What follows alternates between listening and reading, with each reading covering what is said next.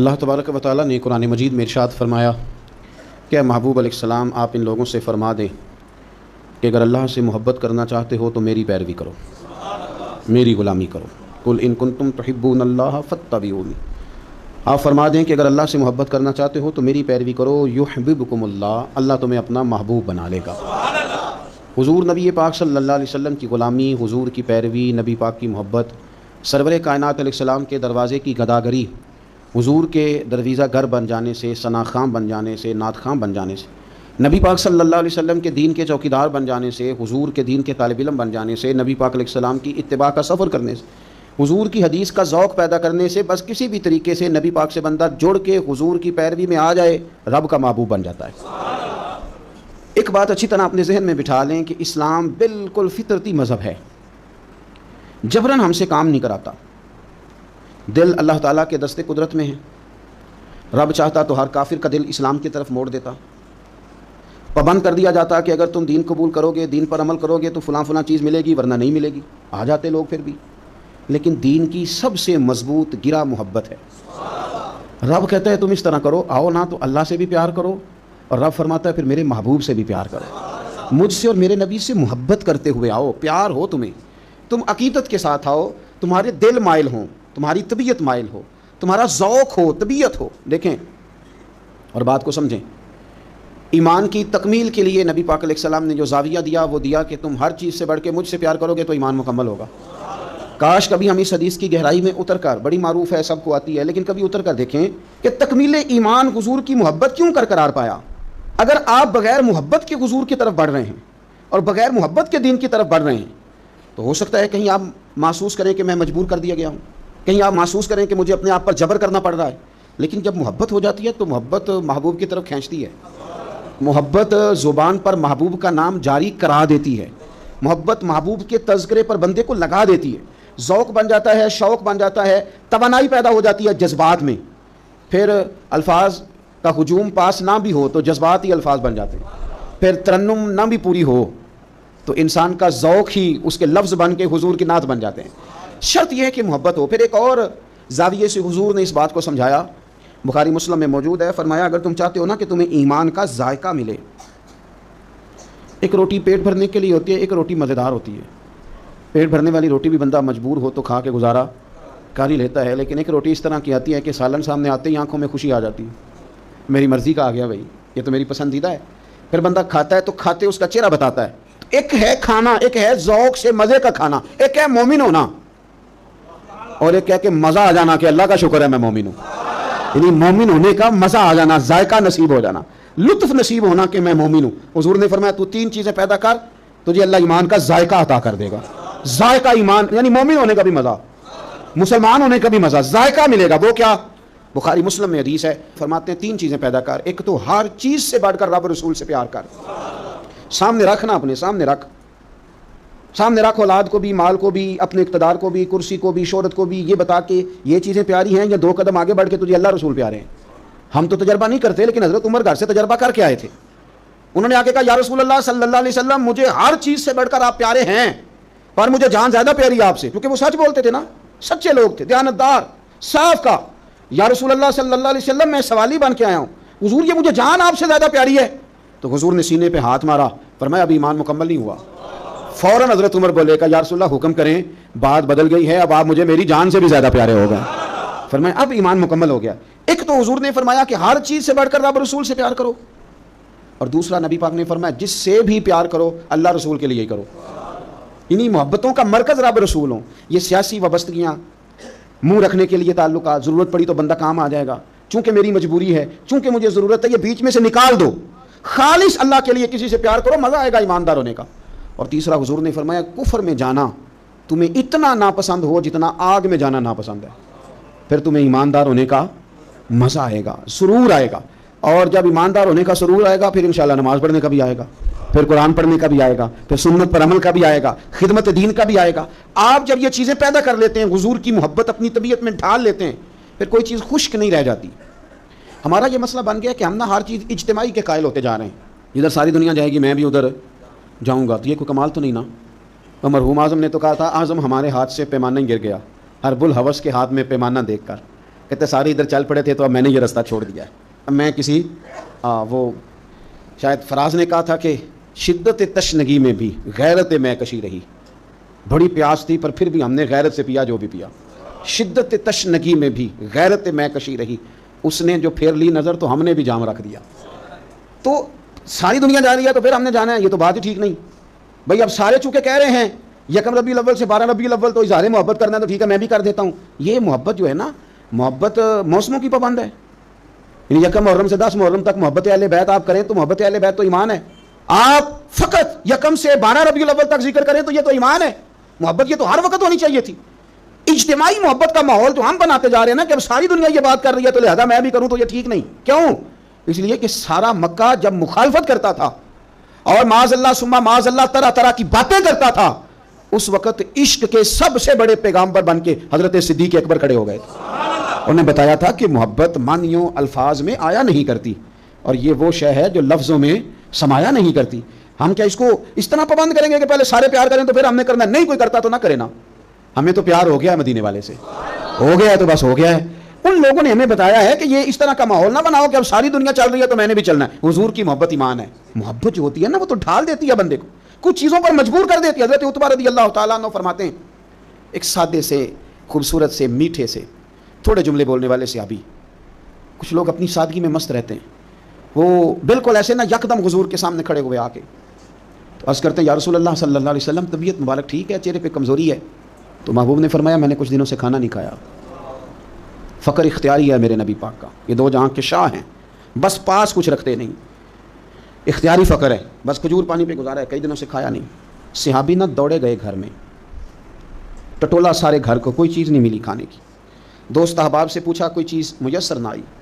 بنو قریظہ یہودیوں کا علاقہ تھا, ان کے باغات تھے, پہنچ گئے. ایک شخص سے جا کے کہا مزدوری ملے گی.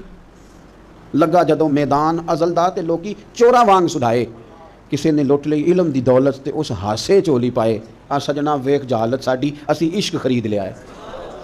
کوئی مزدوری ملے گی؟ اس نے کہا ہاں, کچھ درختوں کو پانی دینا ہے. مزدور آیا نہیں, تو پانی بھی ذرا کنویں میں گہرا ہے, اگر 1 ڈول پانی کا نکالو تو 1 ڈول کے بدلے 1 کھجور دوں گا.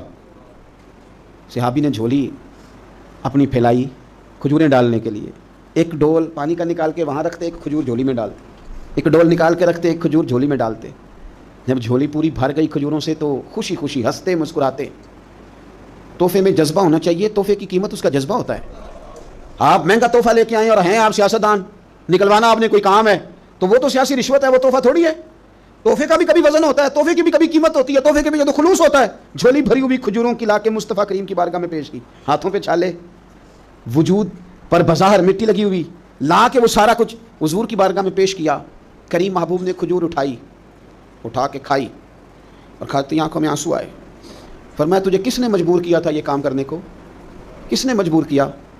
تو نہیں, کچھ لوگ سادے ہوتے ہیں, انہیں زیادہ باتیں نہیں آتی, وہ لفظوں کے ہیر پھیر میں قابو نہیں کر سکتے, لیکن ان کی عقیدت بڑی پکی ہوتی ہے, ان کی باتیں بڑی خوبصورت ہوتی ہیں, لہجہ اتنا حسین ہوتا ہے کہ سمجھ آتی ہے کہ چھلک کیا رہا ہے لہجے سے. کس چیز نے مجبور کیا؟ تو لمبی بات کوئی نہیں کی, کہنے لگے حضور سادی سی بات ہے, ہمیں کون مجبور کر سکتا ہے, ہمیں تو آپ کی محبت نے مجبور کیا ہے. بس یہ محبت ہے نا, پیار ہو گیا نا, یہ پیار ہو گیا تو بس نکل گئے, دوڑا ہے, اس محبت نے مجبور کیا, چلا گیا. خوشخبری نہیں, جو بظاہر خوشخبری ہوتی ہے وہ نہیں حضور نے سنائی, بلکہ نبی کریم نے فرمایا پھر تیاری کر. اگر تو محبت کرتا ہے تو پھر فقر کے لیے تیار ہو, پھر مشکلات کے لیے تیاری کر, کیونکہ جو مجھ سے محبت کرتا ہے نا اس کی طرف تو فقر یوں آتا ہے جس طرح گہری زمین پر سیلاب آتا ہے. پھر تو تیاری کر, پھر تیاری کر. میرے رسول پاک کے غلاموں نے نا حضور سے پیار کیا اور صحیح والا کیا. میں پھر کہہ رہا ہوں, اور بات جہاں سے میں نے شروع کیا میں وہیں پہ ہوں. اجتماعی محبت نہیں کہ اب سارے چل رہے ہیں تو چلو میں بھی, یہ والا انداز نہیں. بس محبت ہو گئی, بس پیار ہو گیا, یعنی غلامی کر لی. اس طرح نہیں کہ اب چونکہ سارے کہہ رہے ہیں, یعنی تعریف تو وہ ہوتی ہے کہ جب کوئی نہ کرے تو پھر بندہ اٹھ کے کرے. یعنی پیار تو وہ ہوتا ہے کہ جب کوئی دعویٰ نہ کرے تو بندہ کہے نہیں یار شخصیت پیار کے قابل ہے, پھر بندہ پیار کرے. صحابہ کرام علیہم رضوان کا جو انداز ہے نا وہ سوسائٹی کو دیکھ کر نہیں بنا, وہ معاشرے کو دیکھ کر نہیں بنا, حالات کو دیکھ کر نہیں بنا, بلکہ ان کی روح نے گواہی دی کہ مدینے والے سے پیار کرنا چاہیے, حضور سے محبت کرنی چاہیے. دیکھیں جنگوں کے دنوں میں نا, جنگوں کے دنوں میں شاعریاں نہیں ہوتی. جب فوجیں سرحدوں پہ کھڑی ہوں تو پھر غزلیں نہیں کہی جاتی. جب حالات پورے عروج پہ ہوں تو پھر اس طرح کی کیفیات تھوڑی ہوتی ہیں. پورے حالات ہمیشہ صحابہ کے لیے تیار رہے, کبھی منافق, کبھی کافر, کبھی کوئی, کبھی کوئی, کبھی کوئی, ہر وقت وہ تیار رہے لڑنے کے لیے، لیکن ان سارے رنگوں میں ان کی محبت جوان رہی، جنگیں بھی لڑتے رہے، حضور کی نعتیں بھی پڑھتے رہے، منافقوں کے ساتھ ان کے معاملات بھی چلتے رہے اور نبی پاک کی تعریفیں بھی ہوتی رہیں، جنگوں کے تبصرے بھی ہوتے رہے، لیکن بیٹھ کے نا تو حضور کے حسن کا ذکر بھی ہوتا رہا۔ ایک صحابی نے کہا کہ نبی پاک علیہ السلام کا چہرہ نور تلوار کی طرح روشن تھا نا، تلوار بالکل جب نئی تیار ہو کے آتی ہے تو بڑی روشن ہوتی ہے، روشنی کے سامنے کریں تو عکس پڑتا ہے اس کا، اس میں سے بھی شعائیں نکلتی ہیں، تلوار کی طرح تھا۔ دوسرے نے کہا نہیں بالکل نہیں، تلوار کی طرح نہیں، حضور کا چہرہ تو چاند کی طرح روشن تھا۔ یعنی وہ ساری باتیں اپنی جگہ پہ، وہ جو ہم چاہتے ہیں نا کہ ہم پیار کریں گے فارغ ہو کے، ہم محبت کریں گے بچے بیاہ کے، ہم سارے کام کر کے تو پھر آئیں گے نعت شریف پڑھنے، یہ نہیں، اور خدا کے بندے وہاں سارا کچھ ہوتا رہا اور ساتھ حضور کا تذکرہ بھی ہوتا رہا، سارا کچھ، آزمائشیں، پریشانیاں، ہر چیز اپنی جگہ موجود رہی، پر حضور کی نعت میں کوئی کمی نہیں آئی۔ انہوں نے نا حضور سے جو پیار کیا تو اس پیار میں جو خاص ان کی ادا تھی، دیکھیں اس دور کا سب سے بڑا مسئلہ غلامی تھا۔ آج بھی مسائل ہوں گے، ہمارے ہاں سب سے بڑا مسئلہ پیسہ ہے، تو لوگ سمجھتے ہیں کہ بس کسی طریقے سے یہ آ جائے تو شاید باقی سارے مسئلے حل ہو جائیں۔ حالانکہ کسی پنجابی شاعر نے کہا تھا کہ دل دے اندر وسن والا مالک یہ مہمان نہیں ہوندا، تے چوکھا رزق بھی جوڑ لئیے تے بانج نصیبوں کھان نہیں ہوندا۔ لیکن بعض لوگ سمجھتے ہیں کہ شاید سارا کچھ پیسہ ہی ہے اور اسی میں وہ باتوں کو تولتے رہتے ہیں، اسی میں سارا کچھ کرتے رہتے ہیں۔ اس دور کا سب سے بڑا مسئلہ غلامی تھا، اور غلام بکتا تھا اور پھر اس کے بچے بکتے تھے۔ تو جب کوئی غلام آزاد ہوتا تھا نا تو وہ سمجھتا تھا کہ اب تو میں دنیا میں آ گیا ہوں۔ آزادی ایک بہت بڑی نعمت ہے، بہت بڑی نعمت۔ بندہ جب آزادانہ گھومتا ہے نا، دیر کے بعد ایک قول پڑھا حضرت علی کا، شاید پہلے پڑھ لیتے تو کچھ سوچیں اور ہوتی۔ آپ نے فرمایا تھا اسے مبارک ہو جسے تھوڑے لوگ جانتے ہیں، اسے مبارک ہو۔ ایک وقت ایسا آتا ہے کہ انسان تو اپنی مرضی سے اپنے دوستوں کے پاس بھی نہیں بیٹھ پاتا، وہ تو اپنی مرضی سے گھوم پھر بھی نہیں سکتا، ایسے حالات اس پر آتے ہیں۔ آزادی ایک بہت بڑی نعمت ہے زندگی میں، اسے سمجھیں۔ تو اہل عرب کے ہاں غلام کا آزاد ہونا اتنی بڑی نعمت تھی کہ وہ بندہ سمجھتا تھا دنیا میں آ جایا ہوں۔ حضرت زید بن حارثہ نبی پاک کے غلام ہیں، بچپن میں کسی نے اغوا کیا، مکے لا کے بیچا، اور پھر حضرت خدیجہ الکبریٰ رضی اللہ تعالی عنہا کے ذریعے حضور کی بارگاہ تک آ گئے۔ ان کے والد اور چچا اور ایک روایت میں ان کا بھائی پیسے لے کے حضور کی بارگاہ میں آئے، کہا ہمارا بیٹا آپ کے پاس ہے، یہ پیسے لے لیں، ہمیں دے دیں، ہم نے لے کے جانا ہے۔ تو نبی کریم صلی اللہ علیہ وسلم نے بات سن کے مسکرائے، کچھ مسکراہٹیں بڑی معنی خیز ہوتی ہیں۔ حضور مسکرائے، فرمایا میں زید کو بلاتا ہوں، اگر وہ تمہارے ساتھ جانا چاہے تو یہ پیسے تم ساتھ اپنے پاس رکھو، ایسے مفتی لے جانا اگر جانا چاہے۔ تو حضور تو مسکرا رہے تھے نا، لیکن انہیں ابھی اس بات کا پتہ نہیں تھا، وہ ابھی اس رستے کے مسافر نہیں تھے۔ وہ کہنے لگے جی یہ کیا بات ہوئی، وہ غلامی نہیں چھوڑنا چاہے گا، کیونکہ غلامی تو سمجھتے تھے کہ جی یہ ہی آج ہیں جب آزاد ہو گئے، جی وہ جانا نہیں چاہیں گے، یہ کیا بات ہوئی۔ تو حضور نے فرمایا میں بلاتا ہوں نا، جانا چاہے تو لے جاؤ۔ اللہ کے رسول صلی اللہ تعالیٰ علیہ وسلم نے بلایا، جناب زید بن حارثہ آئے، فرمایا والد اور چچا آئے ہیں، یہاں ایک روایت میں تمہارے بھائی آئے ہیں، دوڑ کے گئے، بڑے زمانے سے ملے ہوئے تھے، بڑا روئے، بڑا پیار، بڑی باتیں، بیٹا تیری ماں یاد کرتی ہے، تیری بہنیں بلاتی ہیں، تیاری ہو گئی۔ اب جب تھوڑا سنبھلے نا تو حضور نے دھیمے لہجے میں کہا زید یہ تمہیں لینے آئے ہیں، اگر تم جانا چاہو تو میری طرف سے پابندی کوئی نہیں۔ کون نہیں گھر جانا چاہتا، کون نہیں آرام کرنا چاہتا؟ 2-3 دن بندہ باہر رہے نا تو وہ گھر لوٹ کے آئے تو اس کا دل کرتا ہے کہ آج نیند سکون کی آئے گی۔ ہم گھومتے ہیں پاکستان میں تو لوگ کہتے ہیں رات رہ جاؤ، زیادہ اصرار کریں تو پھر میں کہتا ہوں یار اپنے بیڈ پہ نیند آتی ہے، تمہیں کیا بتائیں۔ گھر کون نہیں جانا چاہتا، اپنے بہن بھائیوں سے کون نہیں ملنا چاہتا، قرار ہی سارا وہاں ہے، سکون اور راحت ہی وہاں ہے۔ اس کی تو خواب کبھی آ جائے بندے کو اپنے گھر کی تو وہ خواب بڑی تسلی دے جاتی ہے۔ تو حضرت زید سے حضور نے فرمایا جانا چاہو تو چچا کا تو خیال تھا نا کہ یہ دوڑ لگا دے گا، یہ بھاگ جائے گا، گھر قریب آتا ہے تو حضور بھی سواریاں مدینہ قریب آتا تو تیز کر دیا کرتے تھے، تو یہ تو دوڑے گا۔ لیکن جب کہا نا جانا چاہو تو چلے جاؤ، تو حضرت زید دور کھڑے تھے، دوڑ کے آ کے حضور کے پیروں میں بیٹھ گئے، کہنے لگے سونے ہاں اماں بڑا پیار کرتی ہے، بہنیں انتظار کر رہی ہیں، پر آپ کو چھوڑ کے کون جائے، حضور آپ کو چھوڑ کے چلا جاؤں، یعنی آپ کو چھوڑ کے۔ بولے بریلی کے امام، کہنے لگے تیرے قدموں میں جو ہے غیر کا منہ کیا دیکھیں، تیرے قدموں میں جو ہیں، تیرے قدموں میں جو ہیں، تیرے قدموں میں جو ہیں وہ غیر کا منہ کیا دیکھیں، کون نظروں پہ چڑھے دیکھ کے طلبہ تیرا، اور فرمانے لگے تیرے ٹکڑوں پہ پلوں، مجھے غیر کی ٹھوکر پہ نہ ڈال، میں جھڑکیاں کھاؤں کہاں چھوڑ کے صدقہ تیرا۔ حضور یہی رہنا ہے، یہی رہنا ہے، ہمیں کوئی آزادی نہیں چاہیے، کوئی آزادی نہیں۔ یہ غلامی کئی آزادیوں پہ قربان کی، جب پیار ہو گیا، جب محبت ہو گئی تو انداز بدل گئے، طریقے بدل گئے۔ ہم نہ خشک ہو کے آئے ہیں دین میں، خشک ہو کے۔ میں بڑے درد سے کہتا ہوں، نعت خوانوں سے کہتا رہتا ہوں، اپنی بھی اصلاح کرتا رہتا ہوں، ان سے کہتا ہوں ہمیں بھی کوئی مشورہ دو، ان سے بھی گزارش کرتا رہتا ہوں کہ یہ جس دن تمہاری تجارت بن گئی یہ تمہارا مزہ لے جائے گی نعت خوانی، یہ دین جس دن بھی تھوڑا سا کاروبار بن جاتا ہے مزہ خراب کر دیتا ہے، ذائقہ خراب ہو جاتا ہے، اس لیے کہ پورے سالن میں اتنی سی بھی گرد پڑ جائے نا پوری دیگ میں تو سارے کا ذائقہ لے جاتے ہیں۔ اگر حضور سے خالص پیار کریں گے، خالص محبت کریں گے تو وہ جو ذائقہ ہے نا، وہ جو حسن ہے، وہ آخری دن تک قائم رہے گا، آخری دن تک وہ ذائقہ لیے پھرے گا انسان کو، وہ زندگی کو تازہ رکھے گا، طبیعت کو تازہ رکھے گا، مزاج کو ٹھنڈا رکھے گا، قرار دے گا آپ کو، آپ سکون میں رہیں گے۔ حضور سے محبت کریں اور اپنا ذوق بنائیں، سیرت پڑھیں، ایسے لوگوں کی بات سنیں، ایسے لوگوں کی نعت سنیں جو حضور کی تعریف کرتے ہیں، تاکہ ہمارے دلوں میں حضور کا پیار بیٹھے۔ ایسی مجالس میں جائیں جہاں حضور کا ادب، تعظیم، توقیر، نعت سکھائی جاتی۔